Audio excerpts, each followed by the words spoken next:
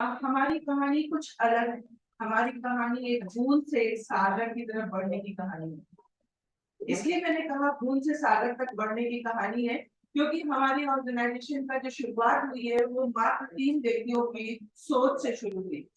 और हमारा जो काम का उद्देश्य, जो हमारा क्षेत्र है, वो मेंस्ट्रुअल हाइजीन है, जिस पर कोई भी बात करना नहीं चाहता है।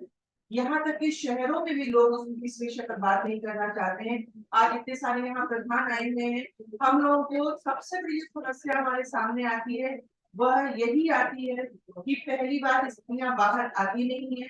अगर आती है तो इस विषय पर बात नहीं करना चाहती।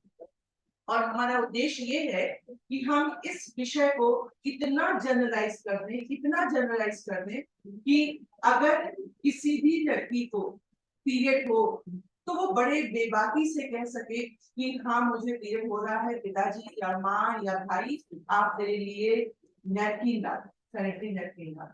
और शहरों में जब इस विषय पर बात नहीं होती तो गांव में आप सोचिए कितने बड़े चैलेंज से हम लोग जूझ रहे हैं। और जहां कहीं भी गांव में हम अंदर जा सकेंगे, बात कर सकेंगे, तो वहां सिर्फ और सिर्फ जहाँ के प्रधान लोग जो बाहर निकल के आए और बोले हाँ ठीक है, हमारे यहाँ हमारे गांव की स्त्रियां आएंगी और आपसे बात करेंगी। इसी के साथ साथ चूंकि हमारे काम जो हमारा ऑर्गेनाइजेशन उसका उद्देश्य है मानसिक और शारीरिक स्वास्थ्य। तो शारीरिक स्वास्थ्य में हम ये मानते हैं कि यदि घर की स्त्री बीमार है तो आप समझिए घर बीमार, और अगर घर बीमार है तो देश प्रदेश सब बीमार।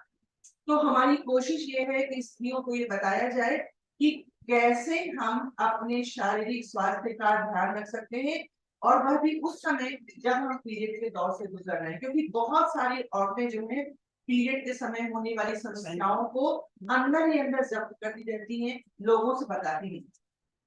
और जब नहीं बताती हैं और वो बहुत बड़ी बीमारी बन जाती है जिसके कारण कि घर बर्बाद हो जाता है।